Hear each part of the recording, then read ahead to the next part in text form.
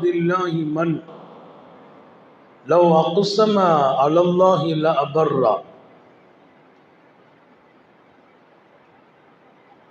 صدق نبي الله صلى الله عليه وسلم.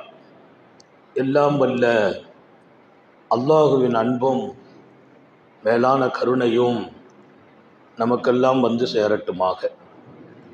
நமது உயிரினும் மேலான கண்மணி நபிகள் நாயகம் ஸல்லல்லாஹு அலைஹி வஸல்லம் அவர்களின் அன்பையும் ஷஃபாஅத்தையும் பெறுவதற்கு அல்லாஹ் நம் எல்லோருக்கும் தௌஃபீக் செய்வானாக.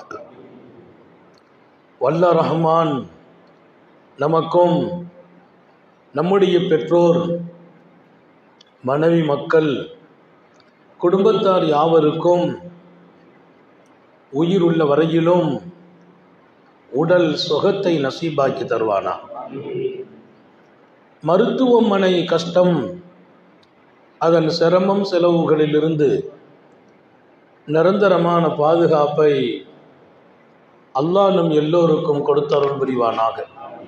வானம் பூமியினுடைய ஆபத்துகளை விட்டும், முசீபத்துகளை விட்டும், கெட்ட முடிவுகளை விட்டும் நம்மையும் நம் குடும்பத்தையும் பாதுகாத்தருள் புரிவானாக.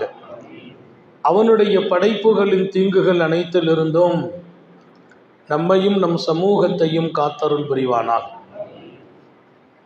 எல்லாம் அல்ல அல்லாஹ் வைத்திருக்கிறான். அல்லாஹ் அவன் அருளே எப்போதுமே முதன்மையானது என்றார்கள் நபிகள் நாயகம் ஸல்லல்லாஹு அலைஹி வஸல்லம். ஒருத்தங்களை அல்லாஹ் கண்டிக்க விரும்புவானா, அவங்களை சந்தோஷப்படுத்த விரும்புவானா என்றால் அவன் சந்தோஷப்படுத்த தான் விரும்புகிறான். மனிதர்களுக்கு கஷ்டத்தை கொடுக்கிறத விட மனிதர்களை மகிழ்ச்சியாக வைக்கிறது அல்லாஹ்வுக்கே ஆசை. அவன் அன்புள்ளவன் இல்லையா? கருணை உள்ள ரப்பு இல்லையா? ஒருவர் சந்தோஷமா இருக்கிறார், அந்த சந்தோஷத்துல நம்ம போய் பங்கெடுத்தால் அது பாக்கியம் என்கிறார்கள் பெருமானார். உங்க பக்கத்து வீட்டில் ஏதாவது சந்தோஷமான காரியம் நடந்தால் நீ அங்கே சென்று அவர்களுக்கு வாழ்த்து சொல்லு என்றார்கள். நமக்கு இல்லை சந்தோஷம், நம்ம நண்பருக்கு சந்தோஷம், நம்ம அண்டை வீட்டாருக்கு மகிழ்ச்சி, அந்த சந்தோஷத்தில் நீனும் பங்கெடு, அவர்களுக்கு போய் ஒரு வாழ்த்து சொல்லிவிடு. வீட்டில் போய் குழந்தை பிறந்திருக்க, அல்லாஹ் அந்த பிள்ளைகளுக்கு நீண்ட ஆயுள கொடுக்கட்டுன்னு சொன்னா அந்த சந்தோஷத்தில் நீ பங்கெடுத்து விடு. எப்படிப்பட்ட ஒரு வாழ்க்கை! அவர் சந்தோஷப்படுகிறார், நீ போய் வாழ்த்து சொல். அதைத்தான் அல்லாஹ்வை பிரியப்படுகிறான். ஒருவருக்கு சந்தோஷத்தை கொடுத்து விட்டு மற்றவரை அந்த சந்தோஷத்தில் நீ பங்கெடுத்து வாழ்த்து என்று சொல்கிற வள்ளல் நபிகள் எங்கே? இந்த வாழ்க்கை எவ்வளவு அர்த்தமுள்ள வாழ்க்கை! எனவே அல்லாஹ்வை நாம் விளங்குகிறோம். அவன் மிகப்பெரிய கருணை உள்ளவன், விசாலமான அன்புடையவன். அவன் அருள் எல்லா இடத்திலும் வியாபித்து இருக்கிறது. அவன் அருள் இல்லாத இடம் இல்லை. சில பேர்களை ரொம்பவே தேர்ந்தெடுக்கிறான். இந்த மாதம் நாம் நினைவு கூறுகிறோம் எங்கோ பிறந்தவர்கள். ஈராக்கில் ஜீலான் என்ற பகுதியில் பிறக்கிறார்கள். முஹையத்தீன் அப்துல் காதிர் ஜீலானி. ஜீலானி என்கிறோமே, ஜீலான் என்பது ஒரு நகரத்துக்கு பெயர். அது ஈராக்கிலே இருக்கிறது. ஈராக்கினுடைய அந்த நாட்டில் ஜீலானிலே பிறக்கிற முஹையத்தீன் அப்துல் காதிர் ஜீலானி ஹிஜ்ரி 470 பிறக்கிறார். 470 ரமலான் மாதம் பிறை 1 பிறக்கிறார்கள். ரமலானின் மாதம் பிறை 1 ஹிஜ்ரி 470 மஹபூபு சுபஹானி முஹையத்தீன் அப்துல் காதிர் ஜீலானி பிறக்கிறார்கள். பிறந்த இடம் ஈராக். ஈராக் நாட்டிலே பிறந்த அந்த மனிதர் தமிழகத்தில் அவர்களை நினைக்கிறோம். தமிழகத்துக்குள்ளே அவர்கள் கால் வைக்கவில்லை. இந்தியா பூராவும் நினைவு கூறப்படுகிறது. இந்திய நாட்டுக்கு அவர்கள் வரவில்லை.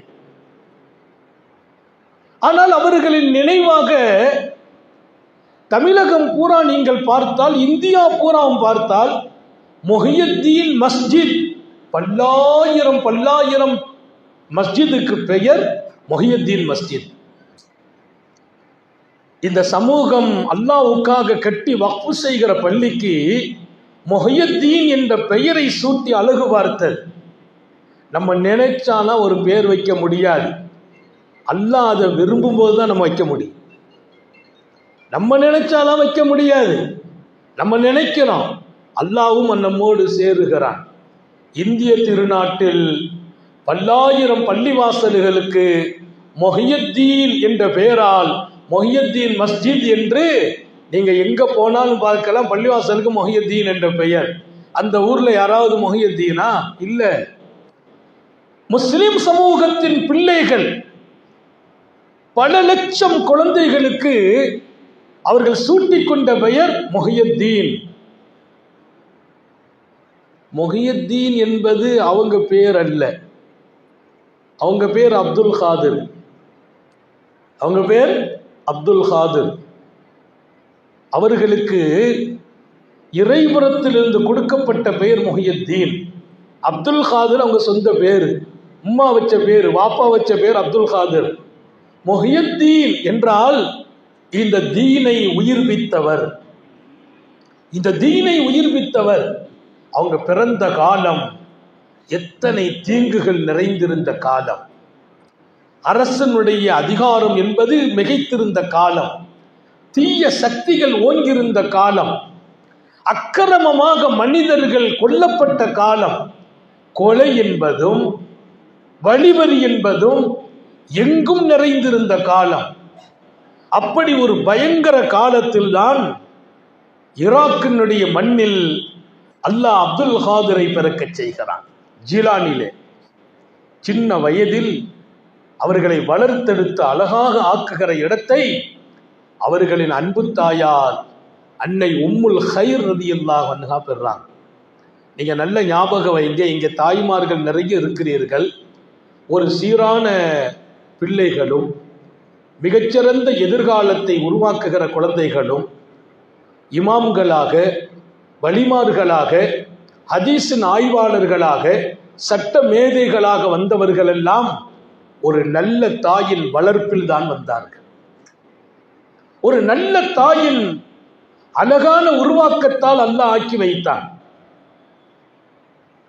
தாய்மார்களுக்கு சொல்கிறேன், உங்களின் அழகான வாழ்க்கை, உங்களிடத்தில் இருக்கிற மார்க்க பக்தி, நீங்கள் அல்லாஹ்வோடு வைத்திருக்கிற அந்த உறவு, உங்களிடத்தில் பேணுதல், நேர்மையான வாழ்க்கை, இறை அச்சம் உள்ள வாழ்க்கை, உங்கள் மடியில் மிகச்சிறந்த அல்லாஹ்வின் நேசர்களையே அல்லாஹ் வளர வைத்து விடுகிறார்.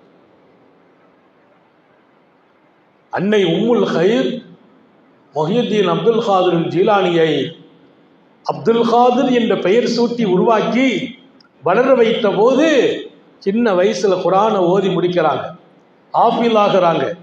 கல்வியின் களஞ்சியம், இதய துடிப்பில் அல்லாஹ் அவர்களுக்கு பல்வேறு ஞானங்களை, இந்த கல்வியை தேடி, அல்லாஹ்வை தேடி, மார்க்கத்தை உலகமெல்லாம் பரப்புவதற்கு அவங்க கல்வி பணியில் இருந்த காலம் கேட்டால் ஆச்சரியப்படுவீங்க. இப்போ நாங்கள் இன்னைக்கு ஆலிம்களுக்கு ஆலிம்ன்ற பட்டம் 7 வருஷத்துல கொடுக்குறோம், சில இடங்கள்ல 5 வருஷத்துல கொடுக்குறோம். முஹியுத்தீன் அப்துல் காதிர் ஜீலானி இறைவனை அடைவதற்கும் உலகமெல்லாம் அல்லாஹ்வின் நினைவை கொண்டு சேர்ப்பதற்கும் அவர்கள் கல்வி தேடிய காலம் 30 ஆண்டுகள். 30 ஆண்டுகள். எத்தனை பெரிய ஞானம்! வாய் திறந்தால் ஞானம், பேசினால் கூட்டம் கூட்டமாக மக்கள், மைக் இல்லை, ஒலிபெருக்கி இல்லை, மிகப்பெரிய சத்தமாக பேசவில்லை. கிட்டத்தட்ட பல்லாயிரம் மக்கள் கூடியிருக்கும் சபையில் அவர்கள் பேச ஆரம்பித்தால் அந்த சபை கண்ணீரால் மழையாகிவிடும். தெய்வீக தன்மைகளை, இறைவன் யார் என்கிற அழகான அடையாளங்களை, நான் இன்னுமா இப்படி வாழ வேண்டும் என்ற கேள்விகளை, உன் இதயத்தில் அவன் நினைவு வேண்டாமா என்ற அந்த சிந்தனைகளை, பாவங்கள் எத்தனை நாள் செய்ய போகிறாய், அவனை மறப்பது நியாயமா, கண்ணை கொடுத்தவனை காணாத குருடனாக வாழப் போகிறாயா? கண்ணை கொடுத்தவன் இல்லையா அவன்? அவனை காணும் கண் வேண்டாமா உனக்கு? முஹ்யித்தீன் அப்துல் காதிர் ஜீலானி பேசிய வார்த்தைகள். உலகம் அது வேணும். உலகத்தை விட்டும் நான் உங்களை தூரமாக சொல்லவில்லை. உலகத்தை விடுங்கள் என்று நான் சொல்லவில்லை. சம்பாதிக்க வேண்டும், உழைக்க வேண்டும், உலக வாழ்க்கையை தேட வேண்டும். நான் உங்களை விடுங்கள் என்று சொல்லவில்லை. நான் இப்படி சொல்கிறேன், உலகத்தை கையில் மட்டும் வையுங்கள், கல்வில் வச்சு விடாதீர்கள். கையில் வையுங்கள். உலகத்தை கையில் வைத்து பாருங்கள். உழைக்க வேண்டும், சம்பாதிக்க வேண்டும், ஓட வேண்டும், கடல் கடந்தும் தேடுங்கள். இதயத்திலேயா உலகத்தை கொண்டு வைப்பது? கடலிலே மீன்களை பாருங்கள், கடலுக்குள் வாழ்கிறது. கடலை விட்டு வெளியில வந்தா 1 மணி நேரம் கூட தங்காது, துடிச்சிட்டு கிடக்கும், மீண்டும் தண்ணியில விழுந்துடணும். தண்ணீருக்குள் வாழுகிற மீன் தரையில வாழ முடியாது, அது மீண்டும் கடலுக்குள்ள போய் விழுந்துரும். கடலுக்குள் தான் வாழ்கிறது. எத்தனை எச்சரிக்கையாக வாழ்கிறது தெரியுமா? அந்த கடல் நீருக்குள் வாழும் அந்த மீன் தன் உடம்புக்குள்ளே உப்பை ஏற்றுக்கொள்ளவில்லையே, பார்க்க வேண்டாமா? உடலுக்குள்ளே உப்பை ஏற்கிறது இல்லை. கடல் நீரை வாயில வச்சா கசப்பா இருக்கும். கடல்ல வாழ்ற மீனை அறுத்து உப்பு போடாம சமைச்சோம்னா அது குப்பைக்கு தான் போகும். அந்த மீனுக்குள்ளே உப்பு போறது இல்லை. மீன் வாழ்கிற இடம் கடல். கடல் நீர் கைக்கும் உப்பு உள்ளது, அந்த மீனுக்குள்ளே உப்பு போகவில்லையே. அதே போல் உலகத்தில் வாழுங்கள், உலகம் உங்களுக்குள்ளே வந்து விடக்கூடாது. மீனுக்குள்ளே உப்பு போகாததை போல் உலகம் உங்களுக்குள்ளே வந்துவிடக்கூடாது. ஒரு உயர்ந்த வாழ்க்கையை நோக்கி நாம் பயணிக்கிறோம். வலிமார்களும் அல்லாஹ்வின் நேசர்களும் ஏதோ உலகத்துல இன்னைக்கெல்லாம் நினைக்கிறோம் அவுலியாக்கள்னாலே ஏதோ ஒரு ஆடம்பரத்தை போல, அனாச்சாரத்தை போல, அவுலியாக்களின் பேரால் ஒரு கூட்டம்னாலே ஒரு அனாச்சார கூட்டத்தை போல நினைக்கிறோம். தவறு. அவர்கள் இல்லை என்றால் இந்த தீன் யார் கொண்டு வருவது? அல்லாஹ் சொன்னானே திருக்குரானிலே, அலா அறிந்து கொள்ளுங்கள், இன்ன அவுலியா அல்லாஹ், அல்லாஹ்வின் நேசர்கள் லா ஹவுஃபுன் அலைஹிம் வலா ஹும் யஹ்ஸனூன், உலகத்தில் அவர்கள் செம்மையாக வாழ்ந்தார்கள், அழகாக வாழ்ந்தார்கள், அல்லாஹ்வை பற்றி சொன்னார்கள், மக்களை அல்லாஹ்வோடு சேர்த்தார்கள். காரணம், அவர்களுக்கு பயமும் இல்லை, கவலையும் இல்லை. உலகத்தில் பயம் இருந்தாலும் ஒன்று நடக்காது, கவலை இருந்தாலும் ஒன்று நடக்காது. என்னை பற்றி நான் கவலைப்பட்டேன்னா நான் யாரை பற்றி யோசிப்பேன்? நான் நாளைக்கு என்ன நடக்கும்னு பயந்துக்கிட்டே இருந்தேன்னா எந்த சேவையும் செய்வேன்? வெளியில கூட கால் எடுத்து கீழே வைக்க முடியாது, என் சொந்த வேலையை கூட நான் செய்ய முடியாது, என் ஆபீஸுக்கு போக முடியாது, கொஞ்ச நேரம் போய் கம்பெனியில் இருக்க முடியாது. ஏன்? பயம், கவலை. என் நேசர்களுக்கு பயம் இல்லை, கவலை இல்லை. உலகத்தில் அல்லாஹ் யார் என்று சொன்னவர்கள் அவுலியாக்கள் சொன்னா ஏதோ அனாச்சாரம் நினைக்கிறது நமது அறியாமை இல்லையா? சமூகத்திற்கு சொல்லுகிறேன், அவுலியாக்களை கொண்டாடுவது மட்டும் நோக்கம் இல்லை, அவர்களின் பேரால் விழா எடுப்பதல்ல நோக்கம். அவுலியாக்களின் வாழ்க்கை இந்த சமூகத்தில் வர வேண்டும். அவர்கள் பட்ட அந்த தியாகங்களை சமூகம் உணர வேண்டும். அவங்க இலக்கெல்லாம் அல்லாஹ் யார் என்று உலகத்தில் சொன்னவர்கள். இன்னைக்கு நாம் எப்படி வாழ்கிறோம்? எப்படி நம்மை அல்லாஹ்வோடு ஆக்கியிருக்கிறோம்? நாளுக்கு நாள் தவறுகள் கூடுகிறது.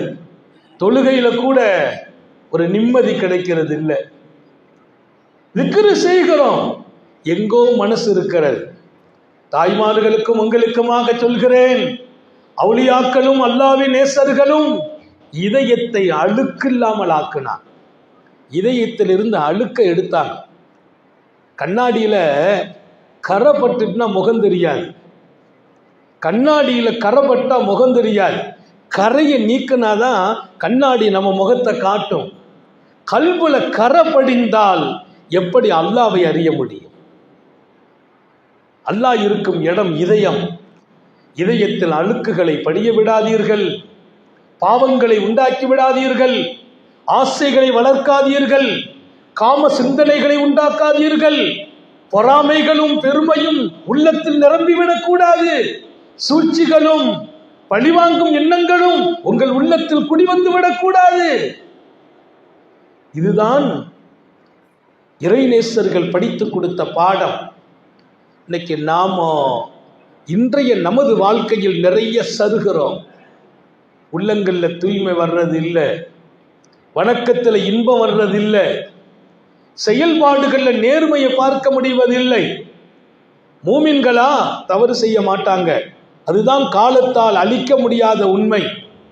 இன்னைக்கு மூமின்களும் தவறு செய்கிறார்கள் என்ற எண்ணம் பிறக்கிறது என்றால் அதன் குற்றத்திற்கு காரணம் யார்? மூமின்கள் தவறு செய்ய மாட்டார்கள். நபிகள் நாயகம் சொல்வார்கள், ஒரு மூமின் எப்போதுமே பொய் சொல்ல மாட்டான் என்றார்கள். பொய் சொல்கிறோம் என்றால் நாம் ஏன் இன்னும் சரியாகவில்லை? இறைநேசர்கள் மனிதர்களை புனிதர்களாக மாற்ற வந்தாங்க. அந்த கட்டத்தை விட்டுட்டு ஏதோ அவங்க பேர்ல ஒரு கந்தூரிகளையோ விழாக்களையோ எடுத்து அவங்க அதை கொண்டு ஆனந்தம் அடைகிறார்கள் என்று மாத்திரம் நான் முடிவுக்கு வர முடியாது. அவர்களை நினைவு கூறுகிறோம், கொண்டாடுகிறோம், விழா வைக்கிறோம்னா சமுதாயத்திற்கு சொல்வதற்கு இப்படிப்பட்ட மனிதர்கள் வாழ்ந்தார்கள், அப்படிப்பட்ட மனிதர்கள் இன்றைக்கு உருவாகணும் என்பதுதான் நோக்கம். சாலிஹீங்களை மறந்துடக்கூடாது. அப்போ இந்தியாவுக்கே வராதவர்கள், இந்தியாவிலே லட்சக்கணக்கான பிள்ளைகள் முஹையத்தீன் என்று பெயர் சூட்ட வைத்தான் அல்லாஹ். பள்ளிவாசல்களுக்கு அந்த பெயரை கொடுத்தான். காரணம், அவர்கள் அல்லாவை பொருந்தி கொண்ட வாழ்க்கை, அவர்கள்ட்ட இருந்த நேர்மை, அவங்கள்ட்ட இருந்த பக்குவம், அவர்களிடத்தில் இருந்த தியானம், அவர்களிடத்தில் இருந்த இறை தொடர்பு. எத்தனை லட்சம் பேர்களுக்கு இறை சிந்தனை கொடுத்தார்கள் தெரியுமா? அற்ப ஆசைகள் வேண்டாம் என்றார்கள். ஆசைகளால் நீ நிம்மதி பெற முடியாது என்றார்கள். இன்னைக்கெல்லாம் ஆசை பல பேர்களை நிம்மதியை குறைச்சிருது. இருப்பதை கொண்டு போதுமாக்கிக் கொள் என்கிறார்கள் நபிகள் நாயகம். எப்போ உனக்கு இருக்கிறது போதுன்ட்டு வந்துட்டோ அல்லாஹ் அதனால ஸ்டாப் பண்ணவா போறான்? உங்கள்கிட்ட இருக்கிறத கொண்டு போதுமாக்கியப்பா அப்படிங்கிறதுனால அல்லாஹ் ஒன்று ஸ்டாப் பண்ண மாட்டான். முயற்சி செய்யணும். ஆனா இன்னும் வேணும்னு ஆசை வேண்டாம். ஆசை வந்துச்சா இருப்பதில் கூட நிம்மதியை இழந்து விடுவாய். அல்லாஹ் நம்மை பரிசுத்தமாக்கி வைப்பானாக. ஹதரத் மெய்நிலை கண்ட ஞானி முஹையத்தீன் அப்துல் காதிர் ஜிலானி அவங்க வாழ்க்கையினுடைய அந்த காலமும் அந்த வரலாறுகளும் நம்ம தலைமுறைகளுக்கு சொல்லிக்கிட்டே இருக்கணும். உலகத்தை தீன உயிர்ப்பிக்கிறாங்க. மாசுபட்டு போன காலம், அநியாயங்கள் கூடி இருக்குது, நாட்டில் நீதி இல்லாமல் போனது. எல்லாருக்கும் முன்னால ஒரு மூமின் எப்படி வாழணுங்கிறத அழகாக பாடம் நடத்துறாங்க. அல்லாஹ் எத்தனை வருஷம் வாழ வைக்கிறான்? 90 வருஷம் தெம்பா வாழ்றாங்க, ஆரோக்கியமா வாழ்றாங்க. 90 ஆண்டுகள் வாழ்க்கை. அல்லாஹ் நம்ம எல்லாருக்கும் நீண்ட ஆயுள தருவானா, நோயில்லாத வாழ்வை தருவானா. பக்தாதில் தஜ்லா நதி ஓடுது, உங்களுக்கு தெரியும். உலகத்தினுடைய பெரிய ஆறுகளிலே தஜ்லா நதி ஒன்று. பக்தாதிலே ஓடுகிற தஜ்லா, அது ஒரு காலம் முஹையத்தீன் அப்துல் காதிர் ஜிலானி வாழ்ந்த காலம். கரபுரண்டு வெள்ளம், வெள்ளப்பெருக்கு எடுத்துட்டு, வெள்ளப்பெருக்கு எடுத்தா தண்ணி ஊருக்குள்ள. அரசாங்கம் நிறைய கட்டுப்பாடுகளை போட்டுச்சு. ஆற்றோரத்தில் இருக்கிறவங்களை எல்லாம் அப்புறப்படுத்துது. வீடுகளுக்குள்ள தண்ணி போக போக போக வெள்ளப்பெருளையும் அதிகமாகி ஒரு பயம். மக்கள் எல்லாம் அரசாங்கத்துக்கு போயிட்டாங்க. அரசாங்கம் கூடுது, பேசுறாங்க, என்ன செய்வோம், கட்டுப்படுத்த முடியல, ஊர் அழிஞ்சிருமோங்கிற பயம். பொதுவாக அந்த கடற்கரைகள்லாம் பாருங்க, தண்ணி மேலே வரக்கூடாதுங்கிறதுக்காக நிறைய கட்டுப்பாடு வச்சிருப்பாங்க. மணல் மூட்டைகளை அடுக்குவாங்க, தண்ணி இந்த பக்கம் வந்துடக்கூடாது. இந்த வேலையை தான் அரசாங்கம் செய்யணும். மக்கள் எல்லாம் அரசாங்கத்தில் போய் நிற்கிறாங்க, வீடு வாசலை இழந்து. தண்ணி தஜ்லாவுனுடைய நதி கரை புரண்டு ஓடி உள்ள வர அரசாங்கம் எந்த முடிவு எடுக்கல. நேரா அரண்மனையிலே வாழ்ந்தவர்களும் அதிகாரிகளும் அன்று வாழ்ந்து கொண்டிருந்த மாபெரிய மனிதரான முஹியுத்தீன் அப்துல் காதிர் ஜீலானி ரலியல்லாஹு அன்ஹுவை நோக்கி மக்கள் வந்து நிற்கிறாங்க. அவங்க வாசல்ல, உங்களை சந்திக்கணும், வர சொல்லுங்கிறாங்க. உள்ள போனா தஜ்லா ஒரு பெரிய பேரழிவை ஏற்படுத்துகிறது. என்ன நடக்குமோ தெரியல. நாளுக்கு நாள் மக்கள் வீடுகளை காலி பண்ணும் நிலை. தாங்க துவா செய்யணும். இந்த நாட்டிலே அல்லாஹ் வைத்திருக்கிற அவன் நேசர்களுக்கு கொடுத்த சக்தி என்ன தெரியுமா? நாடாள்பவர்களையும் இவர்கள் தான் ஆளுவார்கள். அவங்க நாட்டை ஆளுவாங்க, அவர்களுக்கு கூட இவங்க தான் ஆட்சி செய்வாங்க. அவங்க இங்க வந்து நிக்கிறாங்க. கரை புரண்டு ஓடுகின்ற தஜ்லா பேரழிவை தந்து விடுமோ? உடனே அப்துல் காதிர் ஜீலானி தன் கையில் அசாவை தூக்கிட்டு வர்றாங்க. வாங்க அப்படின்றாங்க. தஜ்லாவுடைய கரைக்கு வர்றாங்க. கொஞ்சம் நல்லா கவனிக்கணும். தஜ்லா ஓடும், இதுதான் அதனுடைய கரை. இப்போ இந்த கரையெல்லாம் காண முடியல. கரை தாண்டி ஓடுது. அது எங்கோ அதனுடைய அளவு கூடிட்டு. கடற்கரைன்னு ஒன்று இருக்குது இல்லையா? நேற்று வரைக்கும் நம்ம போய் உட்கார்ந்துருப்போம் கடற்கரையில். கடற்கரை சீற்றத்தால், கடல் சீற்றத்தால் கடற்கரை காணாமல் போயிடும், தண்ணி எங்கேயோ வந்துடும். அதே மாதிரி ஆற்றங்கரை எல்லாரும் உட்கார்ந்து இருக்கிற இடம், அந்த இடமெல்லாம் இன்னைக்கு காணல, வெள்ளம் எங்கோ ஓடுது. அப்துல் காதிர் ஜீலானி எல்லா மக்களும் போய் கோரிக்கை வச்ச போது நேராக அசாவை தூக்கிட்டு வந்தாங்க. வந்து கடகடன்னு இறங்குறாங்க. இறங்குனா தண்ணியில் நடந்து போகிறாங்க.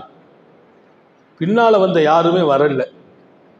அதிகாரிகள்லாம் அங்கேயே நின்றுட்டாங்க. நேராக வந்தாங்க. எங்கே வர்றாங்கன்னா, எந்த இடம் எப்போதும் ஆற்றங்கரையாக இருக்குமோ, ஆறு எந்த இடத்தில் எப்போதும் நிற்குமோ, கொஞ்சம் அப்படி பாயும் கொள்ளும், அந்த இடத்துல தான் நிற்கும். அந்த இடத்துக்கிட்ட வந்து தன் அசாவை தூக்கி நிறுத்தினாங்க. இத்தனை பிரம்மாண்டமான அந்த சீற்றத்திலே தண்ணீர் ஓடிக்கொண்டிருக்க, ரெகுலரா எந்த இடத்துல தண்ணி கடைசியாக நிற்குமோ அந்த இடத்தில் தன் அசாவை ஊண்டி சொன்னார்களாம், அந்த தஜ்லாவை நோக்கி, தஜ்லா, இந்த இடத்தை இனி நீ கடக்க கூடாது, இந்த இடத்தை கடக்க கூடாது, இதுதான் உன் எல்கை. வழிமாறுகளை அல்லாஹ் அவன் அன்பிற்கு தேர்ந்தெடுத்த போது, உலகமெல்லாம் அல்லாவின் சிந்தனையை கொண்டு கொடுத்த போது, அவர்களுக்கு கட்டுப்படும் இடத்தில் அல்லாஹ் மனிதர்களை மட்டும் ஆக்கவில்லை, அவன் படைப்புகளை ஆக்குகிறான். தஜ்லா, இந்த இடம்தான் உன் இறுதி இடம், இதுதான் நீ முடிவாக இருக்க வேண்டிய இடம், தாண்டக்கூடாதுன்னாங்க. நடந்தது என்ன தெரியுமா? தண்ணி அங்க கிடக்கு, ஊருக்குள்ள போய் கிடக்குது. அந்த தண்ணி அப்படியே கடன்னு கீழே இறங்கி அவங்க அசாவன் கம்பன் நட்டினாங்க பாருங்க, அந்த இடத்துல தண்ணி ஸ்டாப் ஆயிட்டு. ஆச்சரியம், இன்னைக்கும் அந்த இடத்தை தாண்டி தஜ்லா வர்றது இல்லை.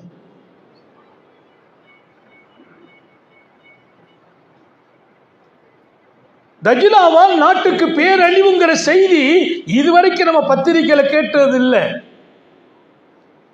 1000 மழை பெய்ந்திருக்கிறது, தஜ்லா அந்த கரையில் அது நிற்குது, அந்த நதி.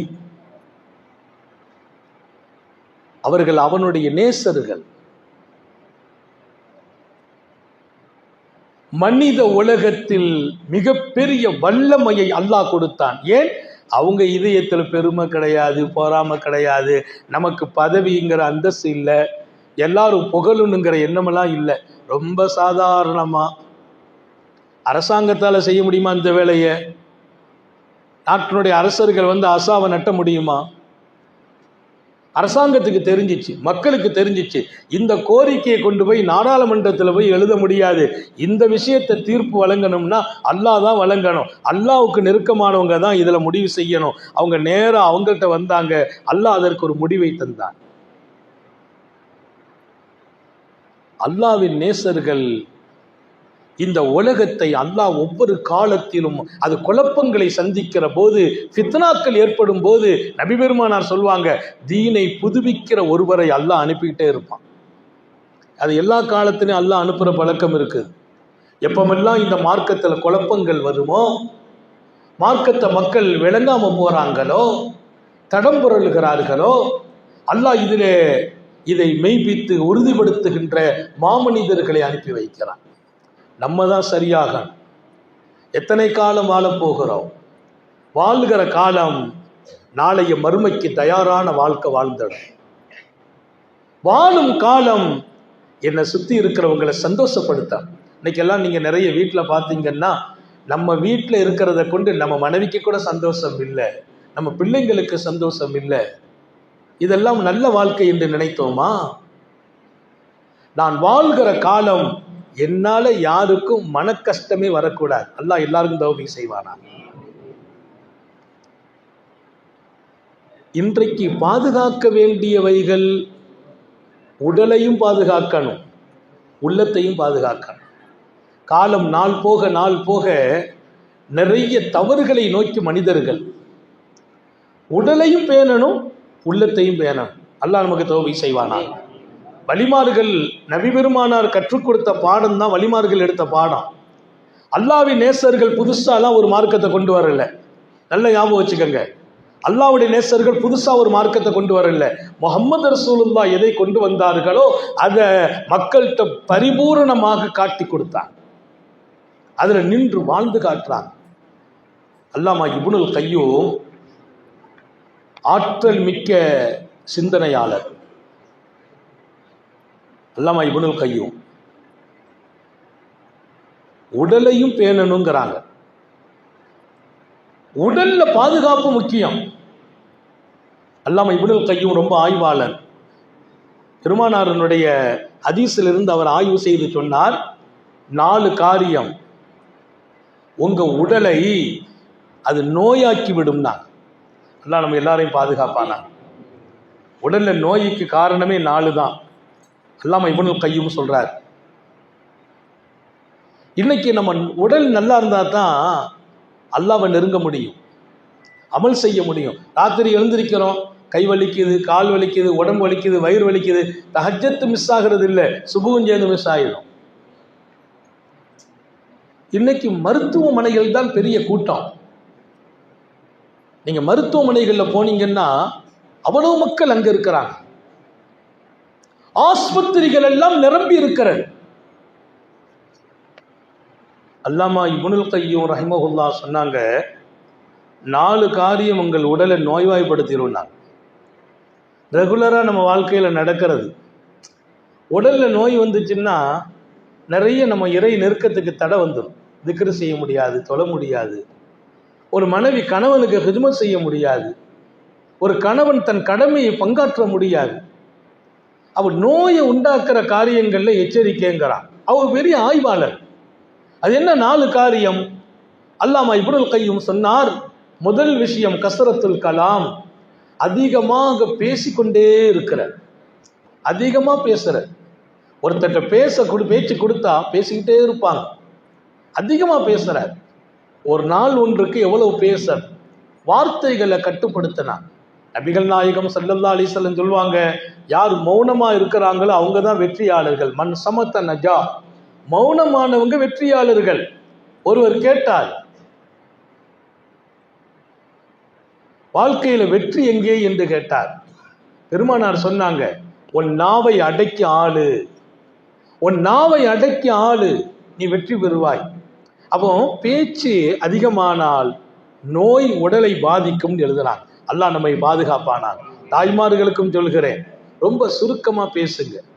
பேச பேச உடலுக்கு பலகீனம், நோயின் வீரியத்தை கூட்டும். இதுக்கெல்லாம் மேலாக ரொம்ப பேசும்போது என்ன பேசுறோன்னு தெரியாது, சில பேச்சுக்களால் பல பேர்களின் வருத்தங்களையும் சம்பாதிக்க.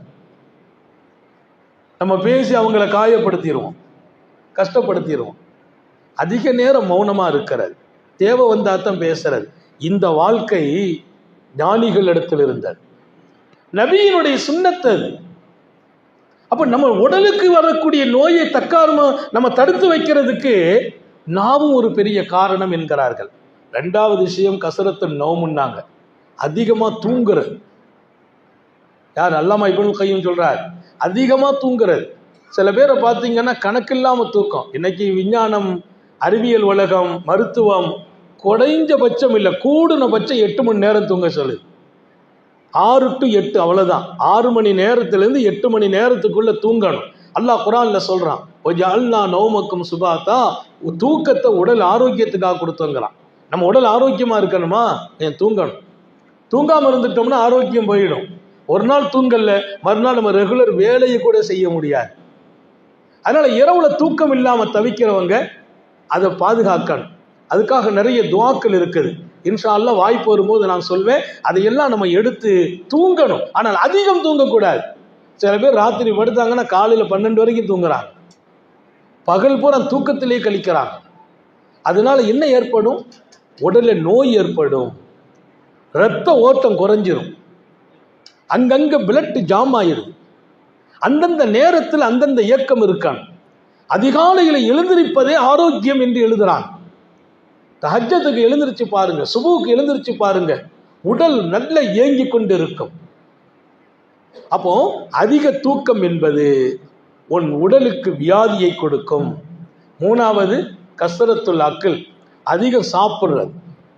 நபி பெருமானார் அழகா சொல்வாங்க, நல்ல சுவையான உணவா இருக்கட்டும், சுவையே இல்லாமல் இருக்கட்டும், நல்ல பசியோடு சாப்பிட்ற நேரமா இருக்கட்டும், பசி இல்லாமல் சாப்பிட்றதா இருக்கட்டும், நல்ல ஞாபகம் வச்சுக்கங்க, எப்போதும் உங்கள் வயிற்றில் 3இல் 1 பாகம் காலியாகவே இருக்கட்டும். 1500 ஆண்டுகளுக்கு முன்னால் அறிவியல் உலகம் வளரவில்லை, மருத்துவம் வளரவில்லை, விஞ்ஞானம் வளரவில்லை. உத்தம நபியே மிகப்பெரிய மருத்துவ நிபுணர், மிகப்பெரிய டாக்டர் முஹம்மது ரசூலுல்லாஹ். அவங்க சொன்னாங்க 3இல் 1 பாகம் வயிறு காலியா இருக்கான். இன்னைக்கு மருத்துவம் சொல்லுது, வயிற்றில் காலி இடம் இருப்பதாக நீ வாழும் போதெல்லாம் நோய் வராது. அல்லாமா இப்னுல் கையும் சொல்வார், வயிறு நிறைய நீ சாப்பிட்டால் அதிகம் உண்ணுவது உடலின் வியாதியை உண்டாக்கிவிடும். ஸல்லல்லாஹு அலைஹி வஸல்லம் ஹதீஸ் மாத்திரம் அல்ல, பெருமக்கள் எழுதுவாங்க, பாவம் செய்யாமல் அல்லாவின் வெறுப்பை சந்திக்கக்கூடிய சில மனிதர்கள், அவங்க பாவம் செய்யல, அல்லாஹ்வுடைய வெறுப்புக்குரியவங்க. யார் அவங்க? கஞ்சன். அவன் யாருக்கும் போய் துரோகம் செய்யல, எந்த தப்பும் செய்யல, ஆனா பணத்தை வச்சுக்கிட்டு கஞ்சத்தனம் செய்யறான், கொடுக்க மனசு வர்றது இல்லை. அந்த கஞ்சன் அவன் பாவமே செய்யல, வட்டி வாங்கல, அதை செய்யல, இதை செய்யல, யாருக்கும் துரோகம் செய்யல, கஞ்சத்தனம் இருந்ததால் அல்லாஹ் அவனை வெறுக்கிறான். நாங்க ஸல்லல்லாஹு. அல்லாஹ் கூல், அதிகம் சாப்பிடுறவன், சாப்பாடு வச்சா அளவு கடந்து சாப்பிட்றாங்களே, அவங்க பெரிய பாவமெல்லாம் செய்யல, அவங்க நேர்மையாக நடக்கிறாங்க, ஒழுக்கமாக இருக்கிறாங்க, தொழுகையெல்லாம் கரெக்டாக தான் தொழுகிறாங்க. ஆனால் அதிகமாக சாப்பிட்டவங்க அல்லாஹ்வின் வெறுப்புக்குரியவர்கள். ஏன்? ஒன்றை பாதிக்கிற எந்த ஒன்றையும் அல்லாஹ் விரும்புறதில்லை. பாவம் செய்யாம அல்லாஹ்வுடைய வெறுப்பை சம்பாதிக்கிறான் அக்கூல், ரொம்ப சாப்பிட்றவங்க. அதனால தான் அல்லாமா இப்னுல் கையும் அதிகமாக சாப்பிடும் பழக்கம் வருமா, உடலை நோய் பாதிக்கும். நல்ல கவனம் வச்சுக்கணும். 4வது ஒரு செய்தி சொன்னாங்க, ஆனால் நீங்கள் தெரிஞ்சுக்கணுங்கிறதுக்காக சொல்கிறேன், கசரத்துல் ஜிமான்னாங்க. ஞாபகம் வச்சுக்கோங்க, அவ்வளோதான். மார்க்கத்தை விளங்கணும் இல்லையா? மனைவியோடு வாழணும், இல்லற வாழ்க்கை தேவை. இல்லற வாழ்க்கை மனைவியை கணவன் சந்தோஷப்படுத்தணும், கணவனை மனைவி சந்தோஷப்படுத்தணும். ஆனால் அதிகமாக உடலுறவு கொள்வது உன் உடலை வியாதிப்படுத்தும். எவ்வளவு தூரம் அவர்களுடைய ஆய்வுகள் போயிருக்கிறது. உடலுறவு தேவை, அது மனைவிக்கு செய்ய வேண்டிய கடமை. கணவன் தன்னுடைய மனைவிக்கும், மனைவி கணவனுக்கும் மகிழ்ச்சியை கொடுக்கணும். அதுவே அதிகமானால் உடல் வியாதிப்பட்டு விடும். நல்ல தெம்பா இருக்க வேண்டிய காலத்துல தெம்பை இழந்துருவீங்க. அப்போ நம்முடைய வாழ்க்கையிலே ஆரோக்கியம் என்பது நம்முடைய இறை தொடர்புக்கு மிக முக்கியம். கடைசி வரைக்கும் 90 வயசு வாழ்றாங்க முஹிதீன் அப்துல் காதிர் ஜெயிலானி. கடைசி வரைக்கும் மார்க்க சேவையாற்றாங்க, செயல்படுறாங்க, பிரயாணம் செய்யறாங்க, உபதேசம் செய்யறாங்க. இன்னும் சொன்னால் படுக்கையில விழல. அல்லாஹ் உங்களையும் என்னையும் பாதுகாப்பானாங்க. இன்னைக்கெல்லாம் 40 வயசுல உடம்புல ஹெல்த் இல்லை. 40 வயசுல 30 வயசுல நோய், நடக்க முடியலங்கிறார். என்னப்பா சுகருங்கிறார். அன்னைக்கு ஒரு பையன் வயசு எத்தனை? 33. எவ்வளோப்பா இருக்குது? 4 பாயிண்ட்டுங்கிறார். 30 வயசுல 4 பாயிண்ட் சுகர். இப்ப காரணத்தை எல்லாம் நான் சொல்ல வரவில்லை. அல்லாஹ்ட்ட துஆ செய்யணும், ஆரோக்கியமான உடலை தருவாயாக, நான் வாழணும், நான் சேவையாற்ற வேண்டும், இறை நெருக்கத்தை பெறணும். 90 ஆண்டுகள் வாழ வைத்தான் முஹியுத்தீன் அப்துல் காதிர் ஜீலானியை. ஆரோக்கியமான வாழ்க்கை. ஏன்? அந்த கட்டுப்பாடை பாதுகாத்தாங்க. அதிகமாக தூங்குறது இல்லை, அதிகமாக யார்ட்டையும் பேசுறது இல்லை, அதிகமாக சாப்பிட்றதே இல்லை, இல்லற வாழ்க்கையும் கட்டுப்பாடு. ஆனால் நிறைய குழந்தைகளை பெற்றாங்க.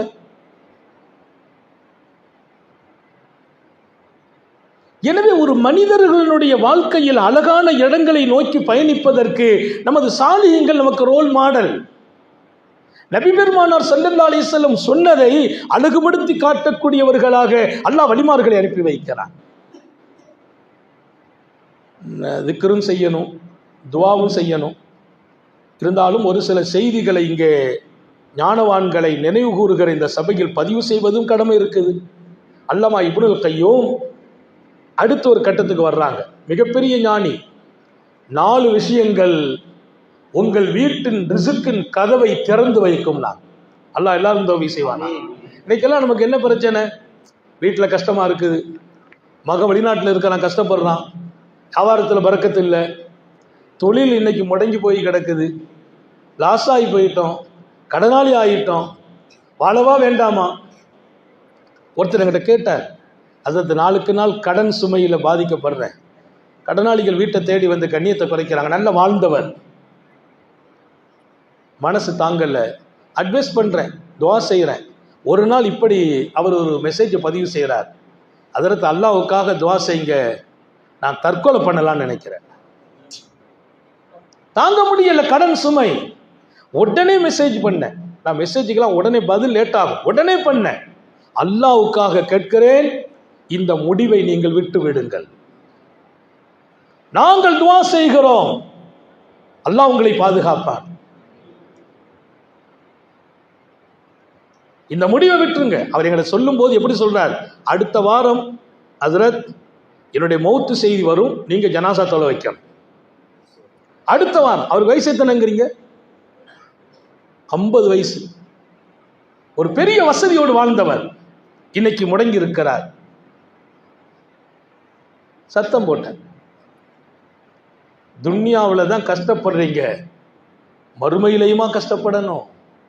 தற்கொலை பண்ணியாச்சுன்னா மர்ம நஷ்டமா போயிடும், நரகத்துக்கு போயிடுவீங்களே. வாழ்க்கையில கஷ்டங்களை எதிர்கொள்ள தெரியணும், கஷ்டங்களின் போது தாங்கி நிற்கணும், கஷ்டத்தை வரவிடாம தடுக்கணும். அது எதனால? ரிசுக்கின் வாசலை திறக்கணும். அதுக்கு வழி சொல்லுது மார்க்கம். தாய்மார்களுக்கும் சொல்கிறேன், கடன் இல்லாத வாழ்க்கையை அல்லாஹ் தருவானாக, சுமை இல்லாத வாழ்க்கையை தருவானாக, வறுமை இல்லாத வாழ்க்கையை தருவானாக, தரித்திரம் இல்லாமல் பாதுகாப்பானாக. ரிசுக்கின் வாசல் திறப்பதற்கு 4 காரியம் என்றார்கள் அல்லாமா இப்னுல் கய்யூம். அந்த 4ஐயும் செய்யுங்க, உங்க வீட்டை தேடி அல்லாஹ் ரிசுக்கை கொண்டு கொட்டுவான். முதல்ல சொன்னாங்க கியாமுல் லைல், இரவு தொழுகை தொழுங்கள். இரவு தொழுகை தஹஜ்ஜத், தஹஜ்ஜத்தை ரெகுலரா பாதுகாத்துக்கங்க, தஹஜ்ஜத்தை மிஸ் பண்ணாதீங்க. காலையில் 4:50க்கு சுபு வாங்க, 4 மணிக்கு எழுந்துறீங்க, ஒரு 4 ரக்காத்து தஹஜ்ஜத். பெருமானார் 8 ரக்காத் தொழுகிறாங்க, 8 ரக்காத் தொழுங்க, முடியல 4 தொழுங்க, தஹஜ்ஜத்தை தொழுதுட்டு அல்லாஹ்ட்ட கையேந்துங்க. அந்த நேரம் அல்லாஹ்வுக்கு பிரியமான நேரம். தஹஜ்ஜத்தும் இரவு தொழுகையும் உங்கள் வீட்டின் ரிசுக்கின் வாசலை திறந்து தரும். அல்லாஹ் எல்லாருக்கும் தௌஃபீ செய்வானா. தாய்மார்கள் கவனம் எடுங்கள். ஏதோ நம்ம பேசணும் வந்தோம் கேட்டோங்கிறது இல்லை, நாளைய வாழ்க்கை அழகாக வேண்டும். நபிமார்களும் சரி, இறைநேசர்களும் சரி, இந்த தொழுகையை கொண்டுதான் அல்லாஹ்வை அடைகிறாங்க. எந்த தொழுகை? தஹஜ்ஜத். பெருமானார் ஒரு அழகான வார்த்தை சொல்லுவாங்க, இரவு தொழுகையை கடைபிடியுங்கள், குர்பத்துன் லக்கும் இந்த ரப்பிக்கும், உங்களுக்கும் உங்கள் ரப்புக்கும் நெருக்கம் ஏற்படும்னாங்க. எனக்கு அல்லாஹ்வோட நெருக்கம் வந்துட்டுனா நிலை என்ன சொல்லுங்க? என் மேலே நீங்கள் நெருக்கமாயிட்டீங்கன்னா என்ன நினைப்பீங்க? ஹஸரத் நல்லா இருக்கணும், என்னுடைய சின்ன கஷ்டம் உங்களால் தாங்க முடியாது. ஏன்? நெருக்கம் கூடும்போது அல்லாவுக்கும் உங்களுக்கும் நெருக்கம் வரும் தொழுகை தஹஜ்ஜத். அல்லாவே நம்ம கூட நெருக்கம் ஆயிட்டான்னா என் கஷ்டம் இருக்குமா, வறுமை இருக்குமா, தரித்திரம் இருக்குமா? அல்லாவே என் வாசலை திறந்து ரிஸ்கை கொடுத்து விடுவானா இல்லையா? முயற்சி நம்முடைய வேலை. நான் தஹஜ்ஜத்தை தொழுதுட்டு வியாபாரத்துக்கு போகாமல், கடைக்கு போகாமல், வீட்டில் உட்காந்துக்கிட்டு கதவு திறக்குதான்னு பார்க்கணும்லாம் உட்காந்துருக்க கூடாது. முயற்சி செய்யணும். அல்லாஹ் ரிஸ்கை விசாலமாக்கி. ரெண்டாவது, ஒபில் அஸ்ஹாரி யஸ்தக்ஃபிரூன், சஹ்ரு நேரம். எந்த நேரம்? சஹ்ரு நேரம். தஹஜ்ஜத்தை முடிச்சுட்டு நம்ம சஹர் வைக்கிற நேரம் இருக்குது பார்த்தீங்களா, சுபுவுக்கு ஒரு 15-20 நிமிஷத்துக்கு முன்னால இஸ்திக்ஃபார் ஓதுங்கள்ங்கிறான். அல்லாஹ் குர்ஆனில் சொல்கிறான், வலிமார்கள் சுவாலிஹீங்கள் நல்லவர்கள் சஹ்ரு நேரத்தில் இஸ்திக்ஃபார். இஸ்திக்ஃபார்னா அஸ்தக்ஃபிருல்லாஹ் அஸ்தக்ஃபிருல்லாஹ் அஸ்தக்ஃபிருல்லாஹ், அல்லாஹ் நீ எங்களை மன்னிச்சிடணும், அல்லாஹ் மன்னிச்சிரு அல்லாண்டு சஹ்ரில் கேட்பாங்க. குர்ஆன் திருக்குரானிலே நல்லவர்களின் அடையாளத்தை சொன்னான். அதிகாலையில் சஹ்ரு நேரத்தில் உட்கார்ந்து அல்லாஹ்ட்ட கண்ணீர் வடித்து மன்னிப்பு கேட்பார்கள். அப்படி சஹ்ரில் யார் இஸ்திக்ஃபார் ஓதுவார்களோ, அஸ்தக்ஃபிருல்லாஹ் அதிகம் சொல்வார்களோ, அவர்களின் வறுமையை போக்கி ரிஸ்கை அல்லாஹ் விசாலமாக்கும். தஹஜ்ஜத்தை முடிச்சிடணும். 4 மணிக்கு 3:30 மணிக்கு இங்கே முடிச்சுட்டு ஒரு 10 நிமிஷம் உட்கார்ந்து அஸ்தக்ஃபிருல்லாஹ் அஸ்தக்ஃபிருல்லாஹ் அஸ்தக்ஃபிருல்லாஹ் சொல்ல சொல்ல உங்கள் ரிஸ்கை அல்லாஹ் விசாலமாக்கிறான். வெளிநாட்டில் இருக்கிறவங்க பிள்ளைங்களை கை நிரம்ப கொடுத்துருவான் அல்லாஹ். வேலை வாய்ப்பு இல்லை, உட்கார்ந்து அஸ்தக்ஃபிருல்லாஹ் சஹ்ர்ல ஓதுங்க, வேலை வாய்ப்பு நசீபாயிடும், இன்றையில பாஸ் ஆயிடுவீங்க. மிகப்பெரிய ஆய்வுக்கு பின்னாலே எழுதப்பட்ட செய்தி. அப்போ 4 காரியம் உங்கள் இரணத்தை, ரிசுக்கை, அந்த வாசலை திறந்து வைக்கும். 3வது சதகா, தர்மம் செய்யுங்கள், அதை பழக்கமாக்குங்கள். நானே கஷ்டப்படுறேன், நான் எங்க தர்மம் செய்யறது? ஜக்காத்து கொடுக்க சொல்லல. கஷ்டப்படுறவங்களால ஜக்காத்து கொடுக்க முடியாது. ஜக்காத்து கொடுக்கணும்னா வசதி இருக்கணும். வசதிக்கு தான் ஜக்காத்து. 100க்கு 2 நான் கொடுக்கணும்னா நான் 100 சொந்தமாக்கணும். ஜக்காத்து இவ்வளோ பணம் இருந்தால் தான் ஜக்காத்து கடமைன்னு ஒரு முறை இருக்குது. சதக்காங்கிறது என் கையில் 50 ரூபா இருக்கு, ஒரு 5 ரூபாயை நான் சதக்கா செய்கிறேன். என் பெருமான் சொன்னாங்க, அந்த நீ கொடுத்த 5 ரூபா அன்னைக்கு உனக்கு வர இருந்த முசீபத்தை மட்டும் இல்லை, கெட்ட மௌத்தையும் தடுத்து விடும். உங்கள் வீட்டில் அல்லாஹ் இரணத்தை பரக்கத்தாக்கி வைப்பான். சதக்கா வாசலை திறந்து வைங்கிற. இன்னைக்கு சதக்காவின் வாசல் அடைக்கப்பட்டிருக்கு. எப்பவுமோ கொடுத்தா போதும்னு நினைக்கிறோம். அல்லாஹ் குர்ஆன்ல சொல்றான், சில வலிமார்கள் நல்லவர்களுடைய அடையாளத்துல ததஜாஃபா ஜுனூபுஹும் அனில் மலாஜிஇ யதுஊன ரப்பஹும் ஹௌஃபன் வ தமஆ. தஹஜ்ஜத்துடைய நேரம் வந்தா அவங்க விலா இடுப்பு படுக்கையிலிருந்து தன்னா எஞ்சிருவான். தஹஜ்ஜத்துடைய நேரத்தில் அவங்களுடைய பெட்ல இருந்து அவங்களுடைய இடுப்பு தூக்கிடும், அப்படி ஒதுங்கிடும், வெட்டை விட்டு ஒதுங்கிடும். ஒதுங்கி அல்லாட்ட நின்று கண்ணீர் வடிப்பாங்க, கையேந்துவாங்க. சொல்லிட்டு ஒமிமா ரஸக்னாஹும் யுன்ஃபிகூன், நம்ம கொடுத்த காசை செலவு செய்வார்கள். தஹஜ்ஜத்தில் எழுந்திருக்கிறாங்கிறதோட நிறுத்தல்ல, என்னிடத்தில் அவங்க துஆ கேட்கிறாங்கன்னு நிறுத்தல்ல, அவங்க சதக்கா செய்வாங்க. அப்ப சதக்கா தினம் எவ்வளவு முடியும்? 5 கொடுங்க, 10 கொடுங்க, 100 கொடுங்க, சக்திக்கு கொடுங்க. உங்கள் நோய்கள் நீக்கப்படும், பிரச்சனை தீர்க்கப்படும், முசீபத்து வராது, கெட்ட முடிவு வராது. நல்லா இருக்கிற நீங்க கீழே உடைஞ்சிட மாட்டீங்க. இதுக்கெல்லாம் மேலால் ரிசுக்கின் வாசல் திறக்கப்படும். நம்ம கஷ்டப்படுறோம்லாம் பார்க்கக்கூடாது. கஷ்டப்படும் போது தான் சதக்கா கொடுக்கணும், கொடுக்கும் போது தான் கஷ்டம் நீங்குது. சதக்கா என்றால் தர்மம். யாருக்கு கொடுக்க முடியும் கொடுங்கள். அவர் சொல்ல இப்னு கையும் 4 விஷயங்கள். 3வது சதக்காவை பழக்கப்படுத்துங்கள். சதக்கா எந்த ஊரில் நிறுத்தப்படுமோ, எந்த வீட்டில் நிறுத்தப்படுமோ, அந்த வீட்டில் நிம்மதியும் போகும், அந்த வீட்டில் முசீபத்து நிறைகிறது, அந்த வீட்டில் வறுமைக்கு வாசல் திறக்கப்படுகிறது. அல்லாஹ் நம்ம எல்லாரையும் பாதுகாப்பானா. பிள்ளைங்களை பழக்குங்க. வீட்டில் பெண்கள்கிட்ட சொல்லுங்க, என்ன முடியுமோ கொடுத்துரு. வாசல்ல ஒருத்தர் வந்து நிற்கிறாருன்னா எதை முடியுமோ கூட. அவர் சோறு கேட்டார், நம்மகிட்ட சோறு இல்லை. அவர் ட்ரெஸ்ஸை கேட்கிறாரு, இல்லை, ஒரு 5 ரூபாய் கையில கொடு. வீட்டின் முசீபத்தை நீக்கும், அது நோயை நீக்கும். எல்லாவற்றுக்கும் மேலாக ரிசுக்கின் வாசல் திறக்கப்படும். நான் நிறைவுபடுத்துகிறேன். 4வது 4 விஷயம் உடலை நோய்படுத்தும், அந்த 4ஐயும் அவாய்ட் பண்ணிடணும். 4 விஷயம் ரிசுக்கை திறந்து தரும். நான் நோய் இல்லாமல் வாழணும், வாழும்போது ரிசுக்கோடு வாழணும், இல்லை தன்மானத்தோடு வாழணுமே, யார்ட்டையுமே கையேந்த கூடாது. என் புள்ள காரியம் வருது, சிறப்பாக செய்யணும். மகளை கல்யாணம் விழிக்கணும், மகனுக்கு நிக்கா செய்யணும். என் பிள்ளைங்களுக்கு ஏதாவது பரக்கத்தை கொடுக்கணும். அப்ப என் கையில் ரிசுக்கு வேணுமே, ரிசுக்கை திறக்கிறதுக்கு 4 வழி இருக்குப்பா. உலகத்தில் தன்மானமா வாழ்றது பெரிய பாக்கியம். சுயமரியாதை முக்கியம், யார்ட்டையும் கையேந்திரக்கூடாது. அன்பளிப்பு கொடுக்கறாங்க, அதை வாங்கணும், சுன்னத்து. எனக்கு அன்பளிப்பு தா கேட்டால் அது உன் சுயமரியாதையை வீணாக்கிவிடும். இது ஒரு பெரிய வாழ்க்கை. நமக்கு தேவை இருக்குதுங்கிறத அடுத்தவங்க தெரிகிறபடி கூட நடக்காதுன்னா, நமக்கு தேவை இருக்குதுங்கிறத அவங்களுக்கு காட்டாது. நீ தேவையில்லாத ஆள் மாதிரி நடங்கிறான் அல்லாஹ். ஏழை தான், நீ வறுமையில தான் இருக்கிற, வறுமைக்கும் ஏழைக்கும் உள்ள மனிதனா நீ நடக்காத, ஒரு பணக்காரன மாதிரி நட. ஏன் அவங்க பார்க்கணும், இவன் நல்லா இருக்கிறாருன்னு நினைக்கணும். அப்படி நீ நட, உன்னை நல்லாவே நான் ஆக்கி வைக்கிறேன். எங்கட ஒண்ணும் இல்லை, நான் ரொம்ப கஷ்டப்படுறேன், எங்கட கஷ்டம் இல்லை, எங்கட வசதி இல்லை சொல்லாதீர்கள், நான் நல்லா இருக்கிறேன்னு சொல்லுங்க. யஹ்சபுஹுமுல் ஜாஹிலூன அக்னியா. சஹாபாக்கள் யாரு தெரியுமா? ஏழைகள், காசு இல்லை, சாப்பிடல, பசி பட்டினி. ஆனா அவங்களை யாராவது வெளியூருக்காரங்க வந்து பார்த்துட்டா, ஏ அப்பா பெரிய பணக்காரர்களோ என்று எண்ணும் அளவிற்கு அவர்கள் நடந்து கொள்வார்கள் என்று அல்லாஹ் குர்ஆனிலே சொல்கிறான். ஏழை சஹாபாக்களை தெரியாதவங்க பார்த்தா அவங்க பணக்காரர்கள் சொல்ற அளவுக்கு. என் கஷ்டத்தை வெளியில காட்டக்கூடாது, என் தேவை உள்ளவங்கிறத காட்டக்கூடாது. காட்டி அவங்கள்ட்ட இருந்து வரணும்னு தேவையில்லை, நீ காட்டாம வாழு, நான் தர்றேன், அவரை வச்சே தருவேன். நான் வானத்திலும் தர்றது இல்லை, ஒருத்தர் மனசுல போடுவேன், போப்பா அவர் கஷ்டப்படுற, அவருக்கு ஏதாச்சும் கொடுன்னு போடுவேன், அவர் உங்க வீட்டில் வந்து கண்ணியமா கொடுத்துட்டு போயிடுவார். அல்ஹம்துலில்லாஹ். 4வது ரிசுக்கின் வாசலை திறக்கும் 4வது காரியம் ذிக்ருல்லாஹி அவாயிலுன் நஹாரி வ ஆகிரஹு.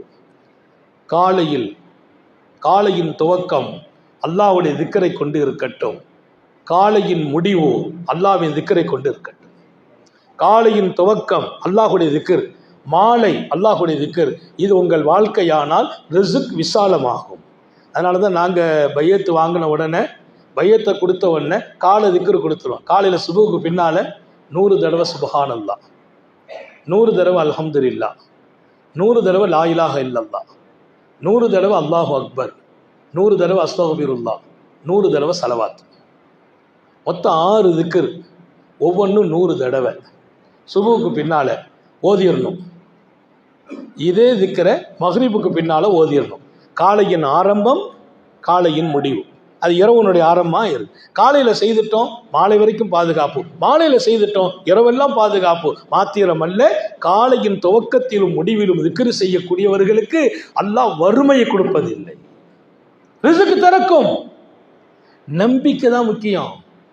டாக்டர் சொல்றார், இதை சாப்பிட்டா உனக்கு சுகர் கூடிரும், நம்புறோம், தொடுறதே இல்லை. என் பக்கத்தில் ஒரு ராஜா இருந்தார், கொஞ்சம் ஸ்வீட் எடுத்து கொடுத்தேன். அவர் சொல்றார், ஹசரத் நீங்க தந்துட்டீங்களே, ஷேகுனாவுடைய கையில வாங்கினா பரக்கத்து தான், ஆனா பயமா இருக்குது, டாக்டர் தொடக்கூடாதுன்னு சொல்லியிருக்கிறார். என்னை விட அதுதான் பெருசா தெரியுது அவருக்கு. ஆனால் வாங்கி வாயில போட்டுக்கிட்டார். நான் சொன்னா, ஐயா நீங்க சாப்பிடாட்டா நல்லது, நாளைக்கு கூட்டிட்டு அவங்க தரப்பை தான் சாப்பிட்டேலாம் சொல்லாதீங்க. இன்னைக்கு நான் மறுக்கல, நம்புகிறோமா இல்லையா? இதனால எனக்கு பிரச்சனை வரும், அது சாப்பிடாதுன்னா தொடறது இல்லை. அல்லாஹ் சொன்னான், நபி சொல்கிறார்கள், வலிமார்கள் சொல்கிறார்கள். எப்படி? காலையிலே திக்ர் செய், மாலையிலே திக்ர் செய், வறுமை வராது.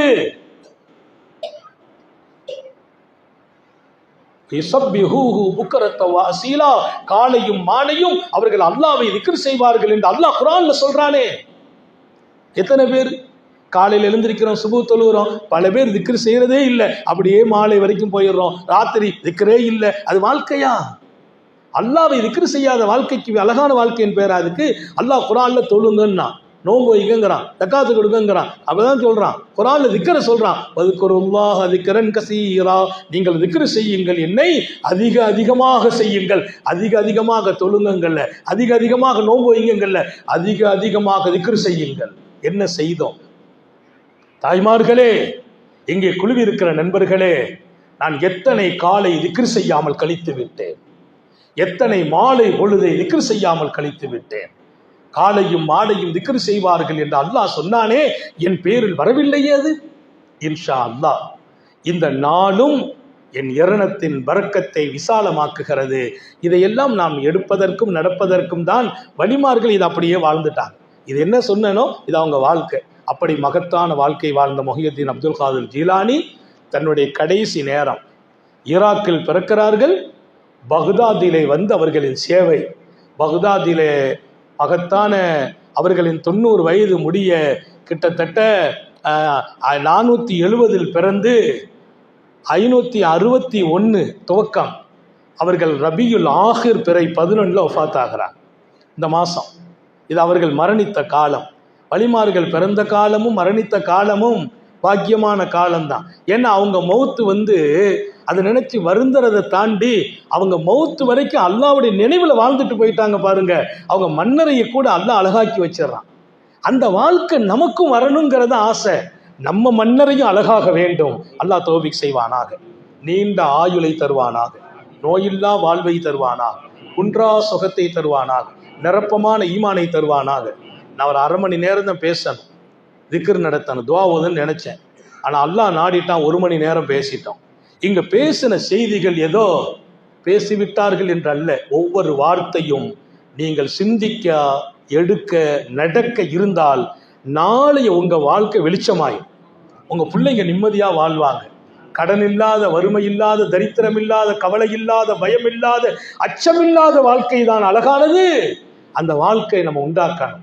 அதுதான் அல்லாஹ் வாழ சொன்ன வாழ்க்கை, நபிபெருமானார் வாழ்ந்த வாழ்க்கை, அவுலியாக்கள் வாழ்ந்த வாழ்க்கை.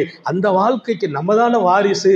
காலம்பூரா சோகமா வாழ்றதா, காலம்பூரா கவலைப்பட்டே வாழ்றதா, காலம்பூரா நிம்மதி இழந்து வாழ்றதா, நோயின்னு பயந்து வாழ்றதா? எல்லா நோயையும் தாண்டி என் ரப்பு இருக்கிறாங்கிற நம்பிக்கை தான் நம்மை நடமாட வைக்கும். அல்லாஹ் எல்லாருக்கும் தௌஃபீக் செய்யட்டும்.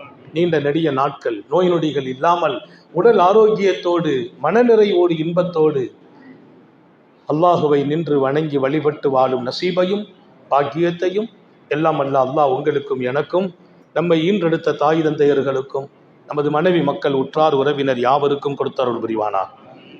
நமது உயிரினும் மேலான கண்மணி நபிகள் நாயகம் ஸல்லல்லாஹு அலைஹி வஸல்லம் அவர்களை கனவிலும் நனவிலும் கண்டுகளிக்கும் பெரும் பாக்கியத்தை அல்லாஹ் நம் யாவருக்கும் கொடுத்தருள் புரிவானாக என்ற நல்ல துஆக்களோடு உங்கள் எல்லோருடைய துஆவை ஆதரவு வைத்து என் வார்த்தைகளை நிறைவுபடுத்துகிறேன். வாஹிரு தாவானா அல்ஹம்துலில்லாஹி ரப்பில் ஆலமீன். அஸ்ஸலாமு அலைக்கும் வரஹ்மத்துல்லாஹி.